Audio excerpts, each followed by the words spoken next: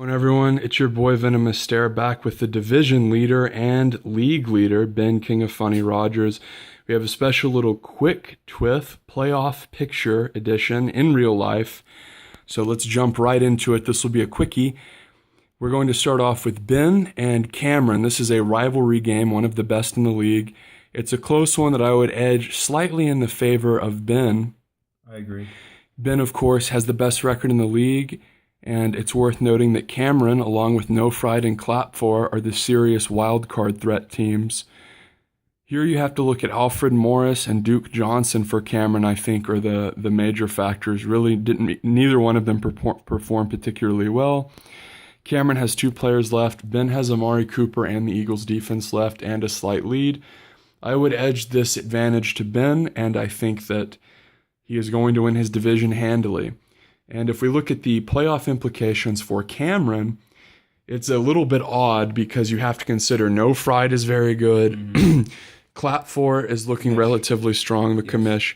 But you also have to consider that with Weston poised to take me out this week, it looks like a wild card could possibly come out of that division too. So it's looking bad for Cameron. What are your thoughts on Cameron's playoff hopes? If he loses this game, going 6-6, I think that there's no way that he's going to make it. I mean, even if he won out, he'd be 8-6. I don't think that's going to be good enough to beat No Fry. I don't think that's good enough to even beat the commish or Weston or you if you were in that position. I think Cameron, if he loses this, his season is done. I agree, and I think one big thing you have to consider about Cameron this year is how much impact Melvin Gordon has had on his team. He's really been carrying his team. Very true. All right, let's move on. Here we have Weston and Me. This is a game that began with a Thursday night slaughter as Kirk Cousins and Antonio Brown combined for a droopy 57. Mm-hmm. Mike Evans, who I famously made fun of at the beginning of the year, has had a phenomenal year. And Lamar Miller had a horrific day versus the Chargers, consistently fumbling and getting tackled behind the line of scrimmage. Mm-hmm. A few things to note. Kelvin Benjamin has really had trouble this year along with the rest of the Panthers and Cam Newton. I think that the kicker, Adam Vinatieri, had a bad day because Andrew Luck was hurt. So Weston is pretty much for sure going to win this game. This will put us both at 7-5, and I play Seagouch. Next week he plays Lily, and then Weston plays Black Magic while I play the toughest team down the stretch, No Fried.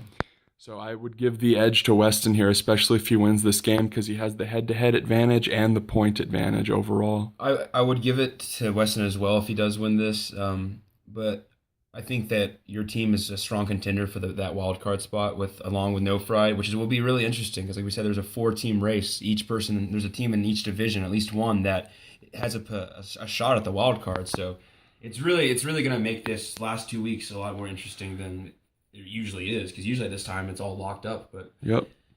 All right, let's move on to Spencer's game. Spencer is just crushing the commissioner. Bortles, McCoy, Duke Johnson. I mean, if you look at the top of Spencer's team, really had a great week. Wow.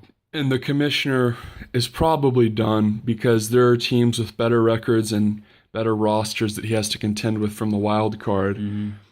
And the fact that he lost to Spencer, the man that he by far needed to beat the very most out of anyone, he did not. Really spells bad for his season because Spencer, of course, is in his division, and the commissioner could have tied it up here.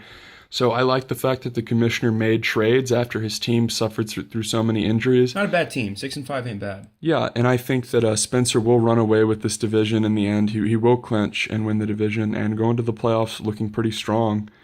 My only concern with Spencer is his quarterback play. Blake Bortles is good one day and throws 5 picks the other. So yeah, that's my one weakness with his team. But Spencer has a solid team, and I think he's going to make a good run in the playoffs.